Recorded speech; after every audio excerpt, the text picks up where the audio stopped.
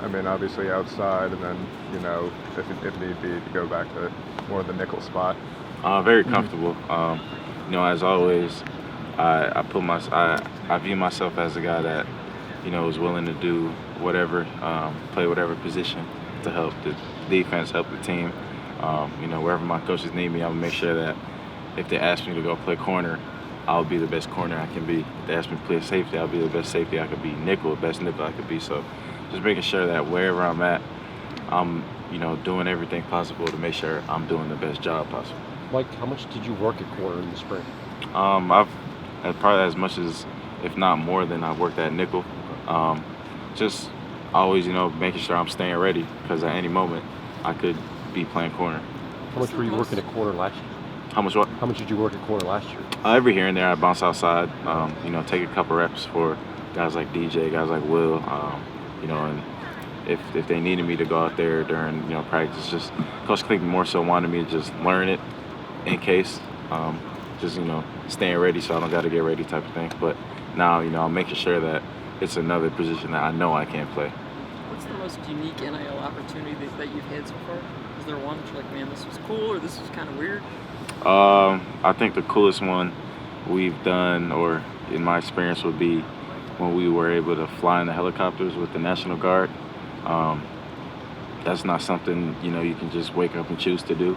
It was a real cool opportunity. That was last summer we did that. If I could do it again, I definitely would.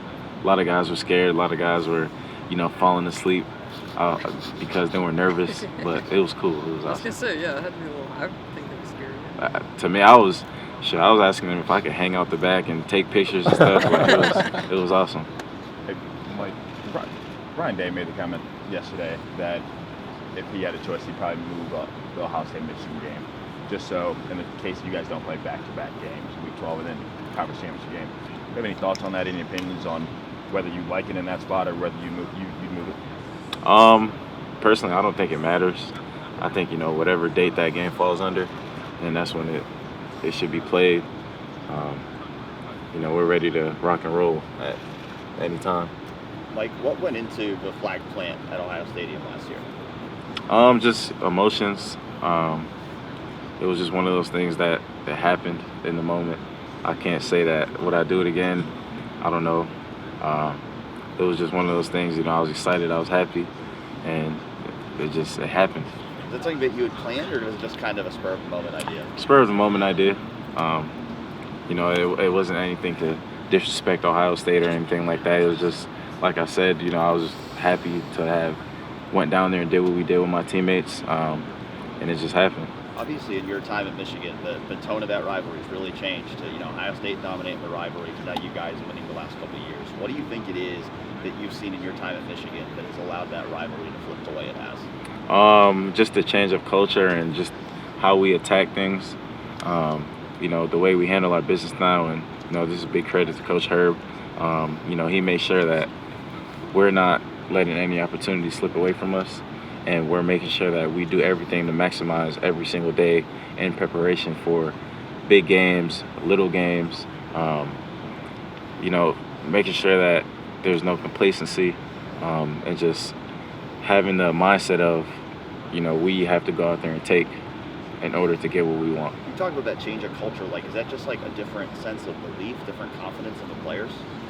Just small little details, making the small things, in our opinion, the bigger things now. Because, everything matters. Nothing is bigger than the other. And you're not never looking too far ahead.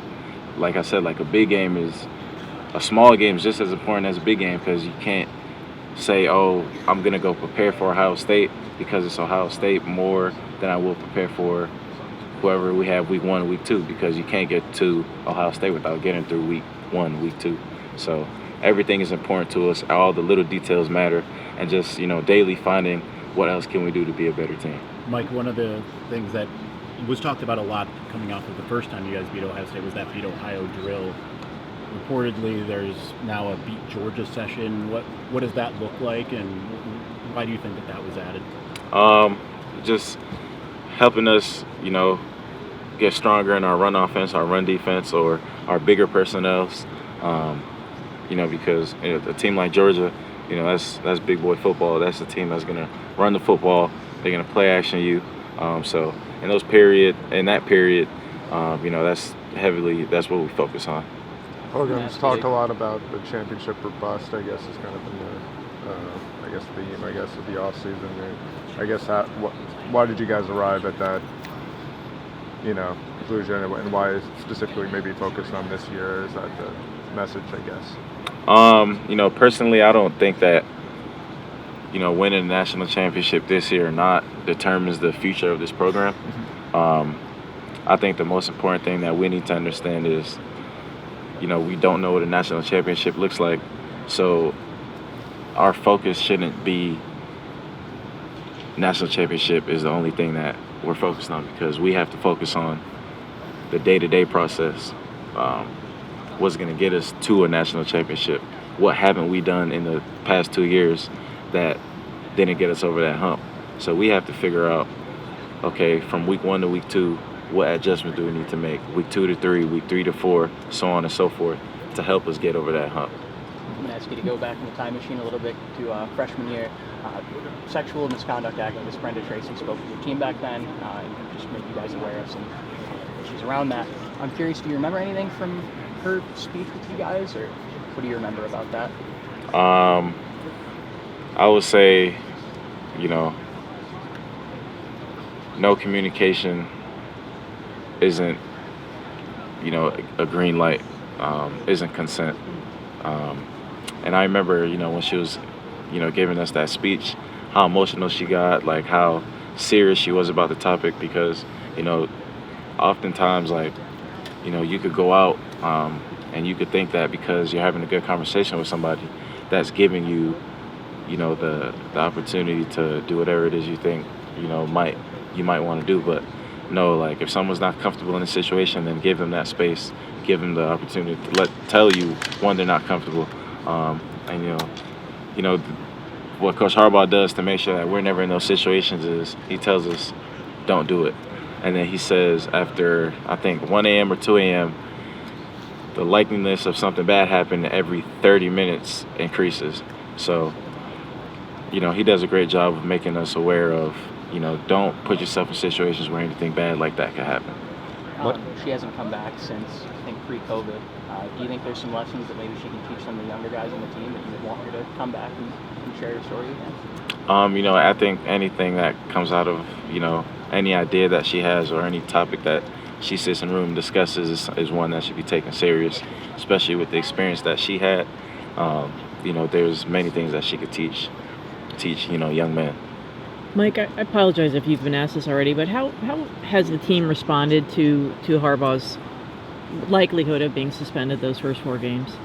Honestly, it's nothing that, we've brought up since, the news came out. We just focus on, just preparing in the weight room, getting ready for camp next week. Coach Harbaugh is going to be there at camp coaching. Whether he's there those first 4 games or not, I know that what he'd want us to do is go out there and play a great brand of football and, lead on for the Block M. I just go out there and, play our brand of football, play Michigan football, play fast, play hard, play physical, do what it is that he prepares us to do. So whether he's with us them 4 games or not, we're going to play as if he was right there coaching. So was that a surprise? Was that a surprising development, though? I mean, just I guess the news itself. No, I feel like Coach Harbaugh is Coach Harbaugh. He is who he is. What you see him, how you see him is how he is. The only Coach Harbaugh I can speak on is the one that I see day to day, and that's a great coach, a great guy. So. Mike, right here. Let's talk about your musician. You have hobbies. It looks like musician, violin, piano. Talk about some of your hobbies that you like to do off the field. Off the field, so I haven't picked up an instrument in probably 10 years. So if you told me, go play the piano or go play the drums right now, I'd look at you like you had 10 heads. Like I had no clue how to. But a couple things I like doing. I'm big on bowling. I love the ball. I just got my own ball recently. I like playing video games. I just built a gaming computer recently. I love to cook or learn how to cook. I watch a whole bunch of videos. every here and there, I'll try to cook some. Last night I made a really good chicken sandwich, fried chicken sandwich. What else do I have 5 pets at home. I got 4 dogs and a cat, so I love animals. Just finding different things because I love football. Football is what I do. It's not who I am. So one thing I saw this. I forgot her name, the basketball player. She said if there's any advice she could give to young basketball players is find something you love outside of your sport. I find that to be true because at the end of the day, your sport will come to an end, and there's other things in life that are out there that you can fall in love with. Last question: what's it mean to you to be here today representing Michigan? Big Ten Media Days, representing so many people before you, so many people after you. What's that mean to you? Again, like I say this often, is what I do is bigger than myself. Just going out there and representing the Block M, and understanding that the name Michigan holds a lot of weight. So everything we do, everything like I do, is looked at, and I just hope that everything I am doing, I'm making those before me proud. Mike, I was talking to Josh Wallace the other day, and he said he's leaned on you quite a bit since he's gotten to Michigan. What does he bring, and how far along is he in terms of the jump from UMass to maybe Michigan? Josh is an interesting guy. That's my boy. I actually just got off FaceTime with him. Josh, he's a character. But since he's been here, he's been doing a really good job for himself. Don't be surprised if you hear his name called a lot on Saturdays.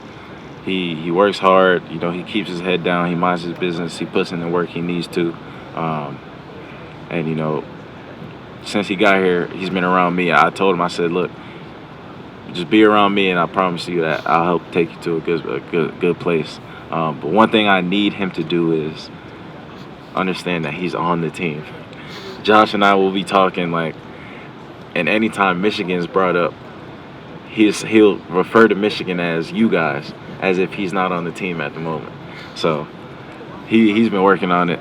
It's something we joke about, but Josh, that's my guy. Ryan Day said yesterday he would be open to having conversations about moving the Ohio State Michigan game earlier in the year before the possibility of having back-to-back games once this is announced. What would you think about Ohio State Michigan game not being the season? I mean, if it is, if it isn't, it is what it is. Like I said earlier, but I think it almost happened this past season where we played them at the end of the season, and then almost played them again in the playoffs, I think it was. So, if that's what the schedule calls for, then that's what it is. If it calls for a game in September or October, then that's what it is. I think it doesn't really matter to me. How hard would it be, though, to play that back? Even physical toll takes, probably emotional toll takes. How hard would that be? I'm not really sure how that would be. I think it's like I don't know. Not really sure. Hey, Mike, how do you account for the program's rise occurring at the same time there has been so much, drama, especially in the off season, I guess, not even this year, but even years prior. I mean, whether you were having Cade and JJ, Harbaugh's flirtations with the NFL. I mean, how do you account for just the program being able to kind of sustain its rise during that period? I would say,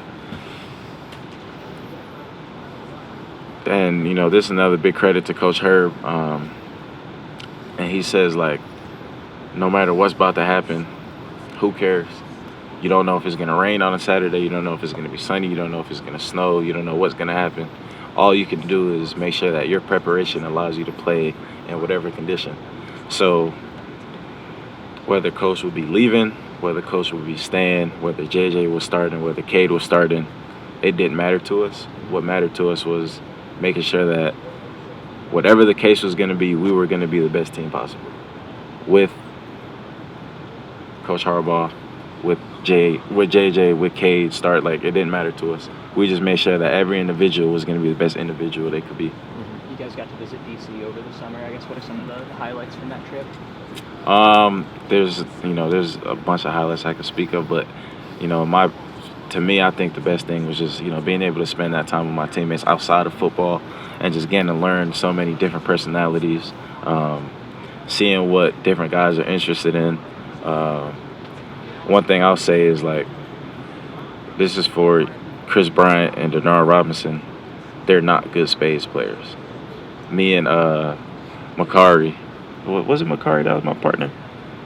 Yeah, I think it was Makari Page. We were running spades against everybody that whole trip. Like, we walked in the White House, I had the deck of cards in my pocket, like, ready to go wherever. Like, it was fun.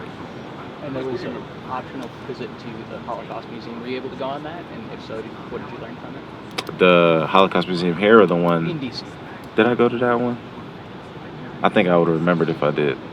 So I don't think I went. Mike, how much do you oh, pardon me. Sorry.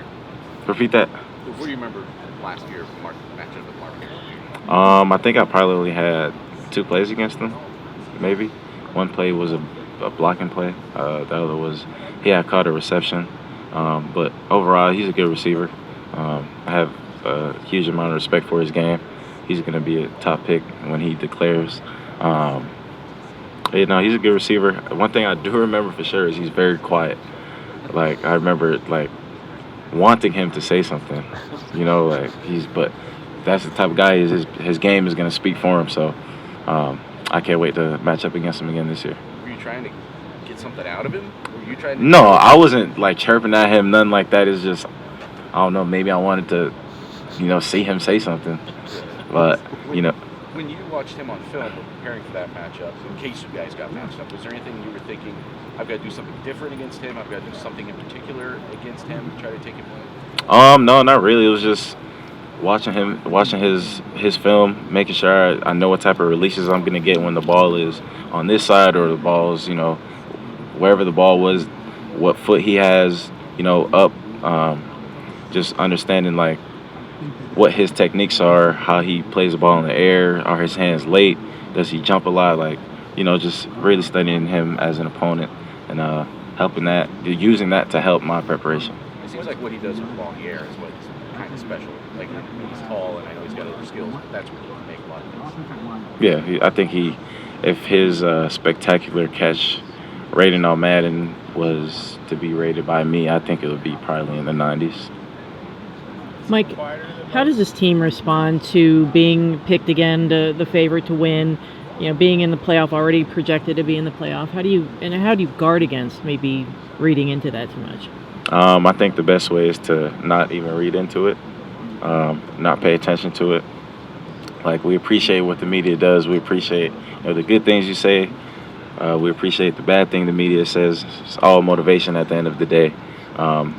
But all we can do is worry about who we have in Schembecker Hall and make sure that everybody in Schembecker Hall is on the same page and everybody's goal is the same goal, making sure that everybody's individual goals only help the team's goals. Mike, I know you're not teammates with Cade McNamara anymore, but just what stood out about being teammates with him when he was at Michigan? Cade's a guy you can lean on. Cade's a guy that rubs off on you. Honestly, the leader I am is, definitely comes from Cade. Like, I was around Cade a lot. I definitely picked up on some of his traits. Cade's a guy that came in with a lot of confidence. I came to Michigan because of Cade. He was probably 95% of the reason I came to Michigan. I won't say 95, I'll say about 85. Of course, coach, the culture, everything like that. But Cade's a huge reason why I came to Michigan. When I was committed to Virginia Tech, he texted me and was like, if you come to Michigan, we'll win a Big Ten championship together. I'm 18 years old. I'm like, what is this guy talking about? How does he know? Whatever. I decided to believe him, and he stood on that. We won our first Big Ten championship in 21. But he's a brother to me. I'll always wish him the best of luck wherever he is, and I hope he has a great season. And, hopefully we can see each other right here in the stadium. Mike, there's some reports out there that Coach Harbaugh is going to be suspended potentially for as many as 4 games. How do you think the team will react on Saturdays if your head coach is on the sidelines? We'll say great. We'll go out there and play the football that he wants us to play. I know whether he's there or not, he's going to be happy. Happy to watch us playing. Not happy to not be coaching if he's not there, but we're gonna go out there and do what he'd want us to do. Blake said he feels like $1 million. And he's ready for camp to start. How beneficial is it for you guys to just have him back next season? Coach Harbaugh? No, Blake. Oh, Blake. Yeah. Oh, yeah. I mean, he's over there telling yeah. us he feels like $1 million. He's ready to start camp. How beneficial is it to have him back this season? Great. I mean, I'm glad he's back. He looks like $2 million at the moment. But he's been doing a great job with his recovery. He's been attacking the workouts. I'd say Blake looks the best he's ever looked since he's been here. So I'm excited to go out there and take the field with him this year, and I can't wait to see what he does. When you're just elevate you guys too. I mean, what he did last year before he got hurt. I mean, to finish 7th in the Heisman voting, and then he got hurt essentially. I mean, how can that elevate you from offense? For the offense, I think, a good way for them to look at it is, we have 2 potential Heisman candidates in that, offensive backfield with Blake coming back. I'd say even 3. Donovan Edwards, please don't sleep on him. But Donovan, Blake, and JJ, like, those are 3 guys that can potentially win a Heisman, in my opinion. So, like, if that doesn't drive them enough, then I don't know what will drive them. But I feel like our offense is going to do a great job this year. What does it do for you guys having a 2-headed monster like that, Blake and Donovan in the backfield? It's like, who do you prepare for? Do we prepare for Blake? Do we prepare for Donovan? Do we prepare for the pass game? I just feel like it gives so many options with having people like that in our backfield, and then we have a great receiver room. We have the old lines coming back. Like, I feel like our offense is going to be a machine this year. And what are your impressions of JJ and the maybe leap he's taken heading into this year? I know one thing JJ's been working on daily is his leadership skills. Just trying to continue pushing guys in the right direction. So I think somebody like me can help him do that. Just continuing being around him and leading him in the right direction, of course. Mike, you got to know the staff pretty well. If Coach Harbaugh isn't there for those games, how do you think they'll handle the game day itself? Currently at the moment, I'm not sure, but one thing I know is we're very proactive, not reactive.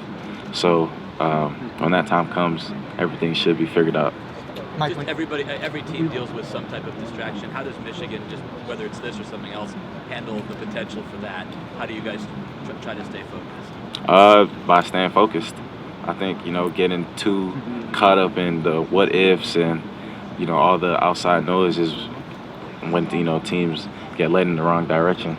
Just blocking out all that noise, and again, just understanding that at the end of the day, all we have is who's inside of Schoenbecker Hall. Mike, when you were talking about how just a good teammate Cade is, like, are there any memories that stick out in your mind or things that just speak to how good of a teammate he is? I would say, during workouts, so Cade is a super hard competitor. But during workouts, we have different challenges. Cade's in there trying to beat everybody, and let's say he loses, he's mad at himself. He's, oh man, but within the next second, he's back cheering a teammate on. One thing Cade did for me, he taught me how to play golf, and he's trash talking me. I have no clue how to play golf, but he's teaching me while trash talking me. So all right, I'm gonna get good one day, and then we could really do this for real. But just a guy who's always willing to help, a guy who's always willing to cheer the next man on, no matter what. Mike, how have you seen Amarian Walker progress? What are your first impressions of Josh Wallace? You said. How have you seen Amarian Walker progress, and what are your first impressions of Josh Wallace? So AWOC, he's been doing a great job. He's daily, trying to meet with Coach Klink to learn the playbook. He's always around Will Johnson, trying to work on technique. So I know for a fact he's a guy that wants to get better. Josh Wallace, I think he's a guy who's going to come in and immediately impact the room in the sense of getting other guys to compete, getting other guys to work hard, and just giving that extra push, because no one wants a guy to come in and take their spot, but coming in, you want to take somebody's spot. So it's going to just increase the level of competitiveness in the room. But I think there's a good amount of guys right now that could play in that that second cornerback spot. So I can't wait to watch the battle, be a part of the battle during camp. come next week. Where does Jaden fit in? I know he's been hurt the past couple years a little bit, so fans haven't seen it, but what does he bring to that room? McBurrows? Yeah. He's another one. Give me 1 second. Sure. But McBurrows, he's another one. He easily could play nickel. He could play corner. He just, he's working hard every day. He's looking good in the weight room. He just has to continue, doing the necessary things, the small things, and I think McBurrows can easily be a guy starting in the corner spot. Mike, I apologize if you've already answered this question, but with the possibility of Coach Harbaugh not being in the first 4 games, can you talk to me about the impact that might have? Right now, we're not really worried about it. Coach hasn't brought it up to us. But at the end of the day, all we can do is just focus on, camp coming next Tuesday. We can't worry about right now if Coach is going to be there. Coach wouldn't want us to worry about if he's going to be there. I know he's going to, come August 2nd, day 1 of camp. Coach Harbaugh is going to be there, making sure that we're getting prepared, making sure that practice is the best practice we have of camp so far. And then the next practice will be the next best practice. And just, continue worrying about the 24 hours of that day. He's such a force, though, on the sideline, like during a game. And if he's not there during the game, how do you think that will impact y'all or whatever? We know he'll be there in spirit. Like I said, it is what it is. If at the end of the day, he's going to want us to go out there and play how he'd expect us to play. Mikey, a lot of you guys on the inside, your teammates have been talking about Keyshawn Harris. Is that a guy you think on the outside we're going to hear a lot about this year? Another one. Like I said, there's so many. I could go on and on about the cornerback room of who could play. Shout out to all of our DBs. It's a group of talented guys. But, to touch up on Keyshawn Harris, super athletic, super fast, super strong. Not the tallest guy, but, he'll play like he's 6'2", 6'3". Great cover guy. His man skills this offseason have grown, but that goes back to him properly preparing himself. Worrying about the small details, making sure that he's doing the little things right daily, and the more he prepares himself, the more it'll help translate to on field. So, like I said, I could go on and on about every guy in the room of who could potentially be our next corner. I can't wait to see the battle in camp. You're in that mix. Did you request that, or did they ask you, what, we need you to come over and be in the corner rotation too? I was going to do it regardless because I'm a competitor. I like to make guys around me compete. I like the guys around me to make me compete. So whether or not they wanted me to, I was going to nudge them like I nudged them to play defense. You talked a little bit about blocking out the distractions, who cares, just focus. How much easier is that when you have an experienced team, with a lot of veteran 4th, 5th year guys? Just being able to, have the young guys come in and notice that day one, that, no distractions matter. And, when Coach Harbaugh gives the players more of a voice, we're able to block out distractions. And when it's not coming from Coach, I feel like it means just a little bit more to players when it's coming from a senior or, a leader, whatever it is, and just getting guys to understand what the culture is day one. You are not on the same side of the ball anymore. Blake Corum made a similar decision to you to come back, I guess. I just wonder, I want to talk about Blake specifically. Last year, I guess you guys proved that the offense can continue without him, but with great success. But when someone like that makes the decision to come back, I guess, what does that mean? And can you speak, not just come back, but go through a rehab and come back before going to a running back market that's depleted, right? All the levels of the decision they came back. I guess, what message does that send? It sends the message of a guy who cares about his teammates, a guy who is truly bought into a program, and just wants to, give everything back to the program that he can possible. And Blake, he's going to come in and work hard every single day and do everything he can to make sure that he's the best version of himself to help the team. He's a leader on this team. He has a voice on this team, and guys lean on Blake. Guys try to model what Blake does, and he's a big impact in that running back room.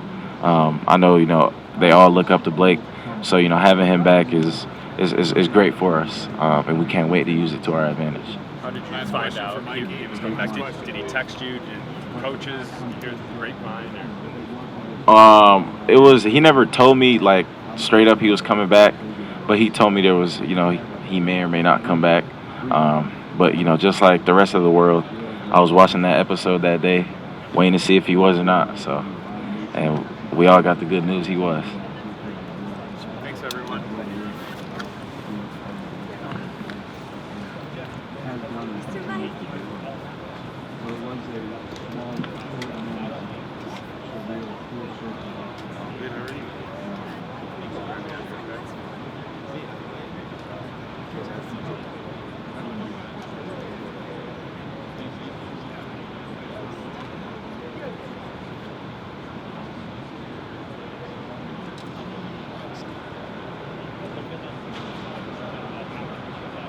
I do. I do.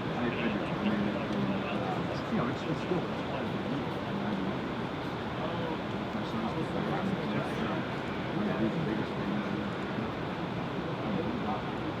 There's a lot of things that we are really proud of. Not just the winning, but even the culture. An opportunity not just to play the next level. That's what's fun, to be quite honest with you. But I'm excited to see what it is that we did. I always said we're going to leave the places better than when we got it. Trying to evaluate someone's leadership and how does this lead them. So for me, I'm not sure it's quite what it was 2 years ago. 9 guys drafted. But I think that time, the thing that was really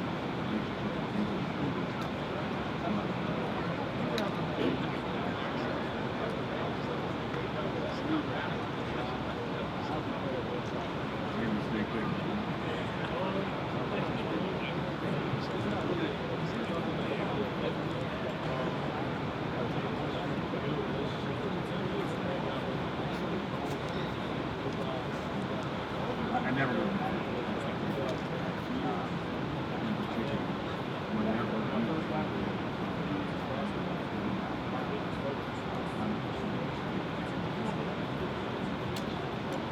He did. He wanted a reason to retire too, but he always knew that he was going to be a good player. He always knew that he was never going to go. So it was a win on everything.